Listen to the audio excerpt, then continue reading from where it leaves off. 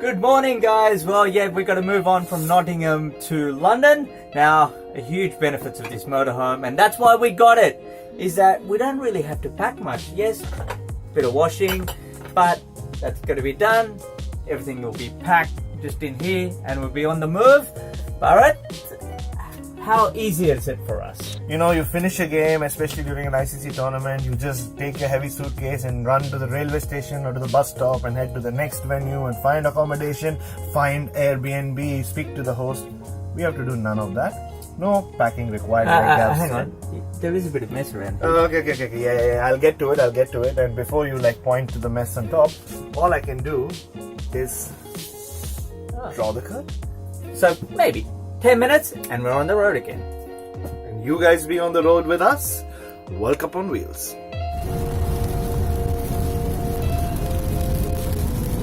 A lot of the debate has been about the umpiring, but what did you think? I mean, do West Indies have right to be annoyed?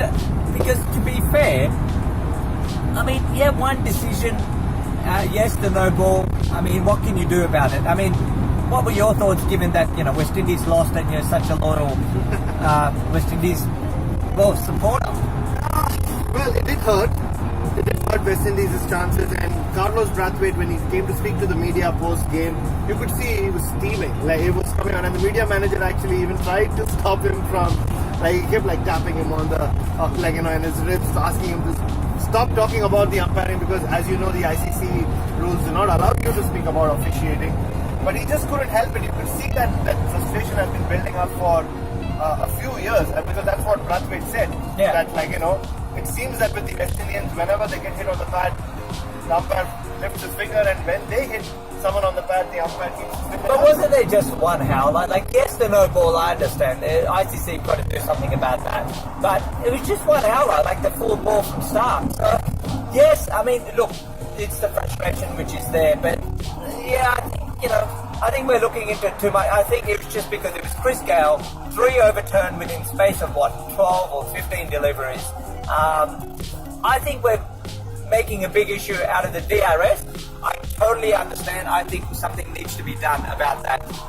The whole no ball perspective. They can't be missed, especially the one that Mitchell Starc bowled yesterday. Even Mitchell Starc said he was surprised by how far he had missed the popping crease by, and but that's the thing, right, Gav? I mean, it's all about timing. I mean, in games like this, the West Indies themselves maybe have, some people felt they got a lucky DRS call to qualify for the World Cup, if you remember, against Scotland. So these things do, there's always they go your way sometimes, they don't go your way some other times.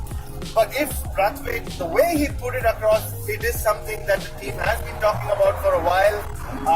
But they need to get over it. They can't let umpiring errors get to their head. They still have 7 games, and hopefully they'll get it right next time. That's right. We're here at the Kookaburra factory in this little town called Corby, just on the way to London. And Gav, I saw a lot of wood in there. Yep. Time to go check it out. Let's go. If he comes in, but only follow overseas.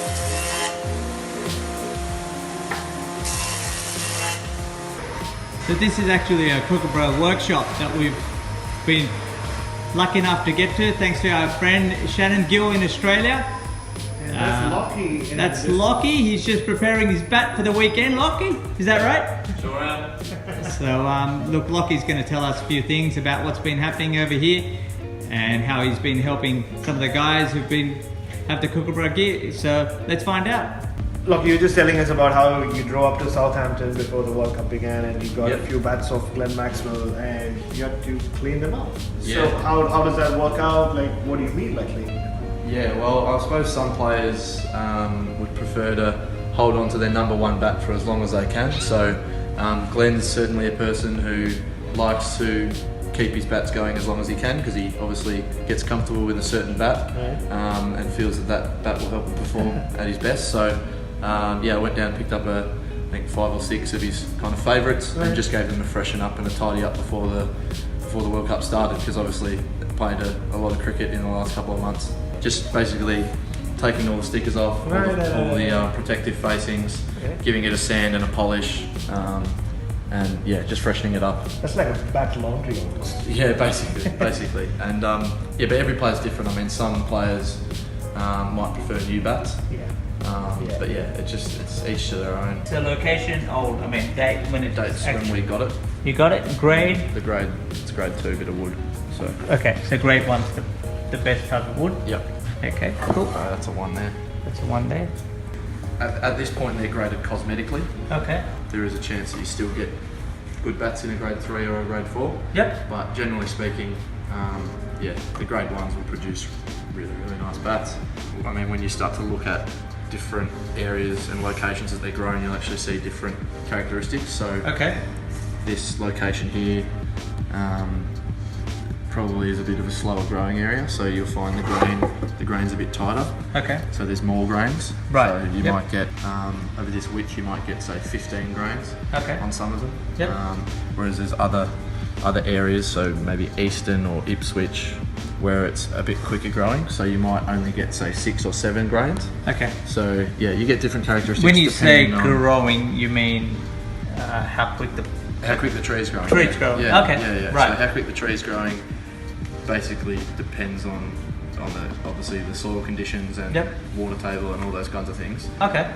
And then yeah, the result is either a wide grain or a thin grain or etc. etc. You said Tom Latham gets fussed about the way his bats Yeah, look. just every player's got a different thought on what makes a good bat, and Tom Latham is someone who is quite picky with how it looks and the cosmetics of the blade. Okay. Whereas someone like Glenn Maxwell, he's more worried about the performance than anything else. So if it's only got 6 or 7 grains, he's not too worried. If it's got a little knot somewhere, he's not too worried. Yeah. What about a Josh Butler? Josh Butler, also probably in that same category. Like, it has to look nice, but Yep. probably more worried about performance. But as I said, every player's different. But Yeah. Tom being one of those ones that He's very really likes to particular. pick up and particular about the way that it looks. So You just mentioned the World Cup is on, and Alex Carey's asked for some special requirements. Is that right? yeah. So Alex got in touch with us just wanting a slightly heavier bat. Okay. And that's just because of his role in the Australian side. Unfortunately, yesterday's game, he was probably batting a bit earlier than what he thought he might have been. But where he's been batting, Okay. he's been obviously in the last few one-day tours that the Australians have had, he's probably batting more at the back end. Yep. So he just wanted a bat that was about 2 ounces heavier Okay. than his current bat. Clear the front leg and get a bit more Weight. weight behind the ball. So Okay. yeah, there's definitely no way you can feel that, I don't think. He found a company that makes single mould grips, Okay. so I don't know how it's done, but so you lose that seam. So Right. he started using those grips. See, 2 molds. Yeah, so he started using those grips because he felt that was throwing off the position of his hands. Now, that's next level bat nuffy right there.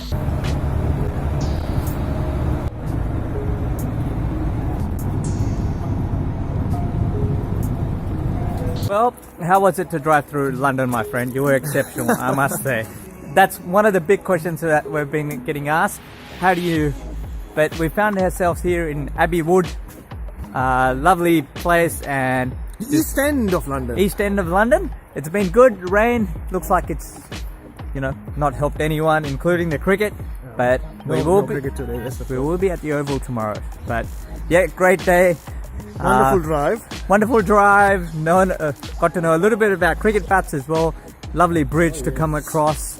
But yeah, And it almost feels like we are back to reality, right? Yeah, Now that we are coming to London, we've seen such surreal things over the last 10 days or so, like through our journeys in the motorhome, that once you enter London, you get into that traffic, it's real. follow us. World Cup on Wheels. Work upon wheels. And subscribe and share. See you guys tomorrow.